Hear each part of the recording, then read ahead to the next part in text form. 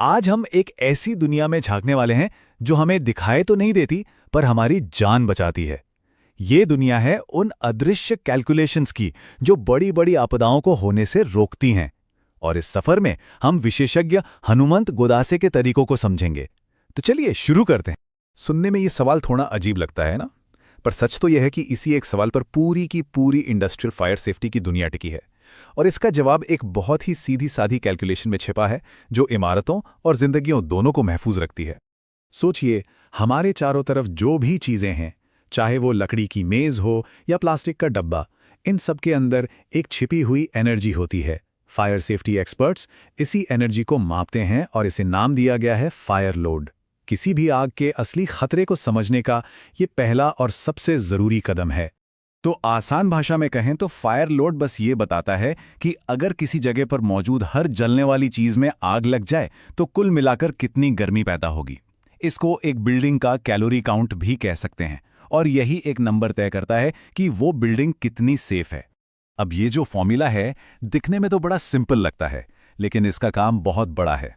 Engineers बस हर जलने वाली चीज का वजन लेते हैं और उसे उसके कैलोरीफिक वैल्यू से मल्टीप्लाई कर देते हैं। मतलब वो चीज कितनी तेजी से और कितनी गर्मी के साथ जलती है, फिर सबको जोड़ दिया जाता है। और ये सिर्फ कोई थ्योरी नहीं है।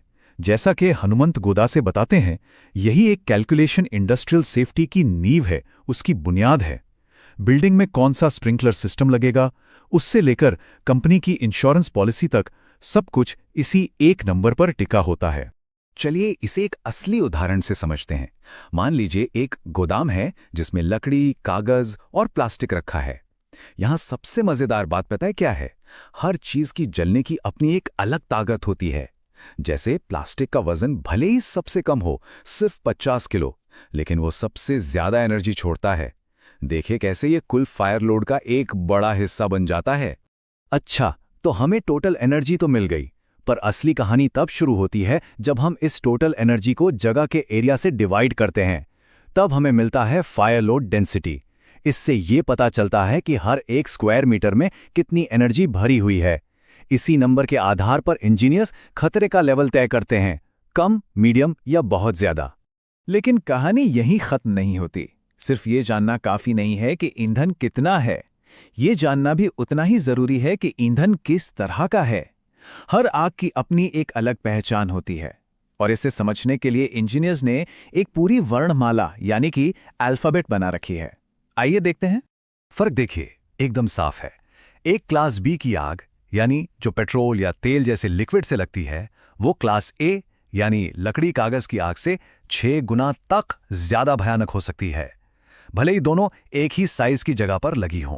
और ये जानना इसलिए जरूरी है क्योंकि दोनों को बुझाने का तरीका भी बिल्कुल अलग होता है। अब ये क्लासिफिकेशन इतना जरूरी क्यों है, इसका एक जबरदस्त उदाहरण हनुमंत गोदासे के एक असली ऑडिट से मिलता है। उन्हें एक फैक्ट्री में क्लास डी यानी मेटल फायर का खतरा मिला।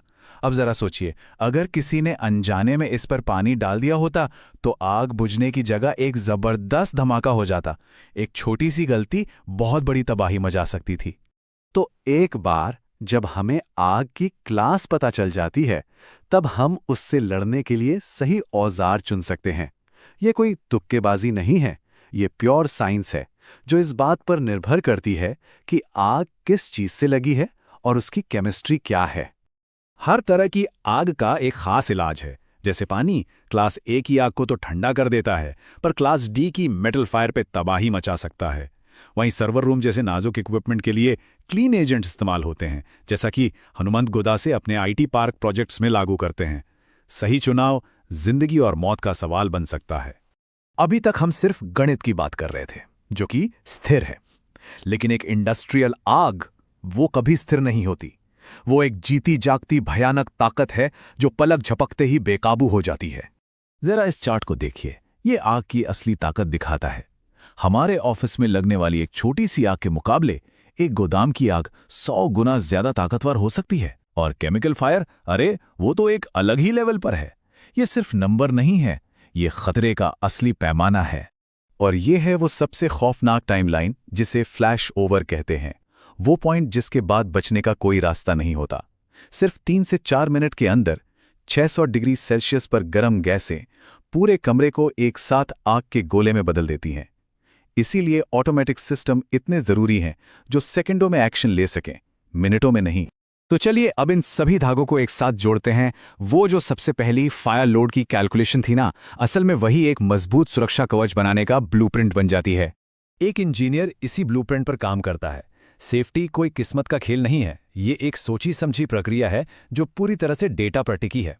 फायर लोड की गिनती से लेकर स्प्रिंकलर के डिजाइन तक हर फैसला आंकड़ों की बुनियाद पर ही लिया जाता है। और जैसा हनुमंत गुदासे का काम हमें दिखाता है, यहीं पर सारी थियरी असलियत में बदल जाती है।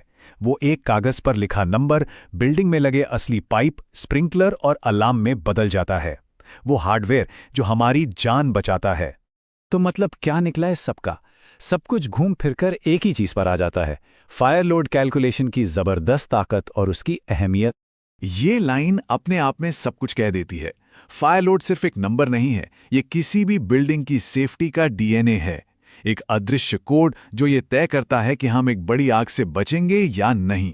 और ये हमें एक आखिरी सवाल के साथ छोड़ जाता है। अगली बार जब किसी मॉल, ऑफिस या गोदाम में कदम रखें तो एक पल रुककर सोचिएगा। अब हम ये जानते हैं कि इन दीवारों के पीछे एक अदृश्य गणित काम कर रहा है जो हमें महफूज रखे हुए है।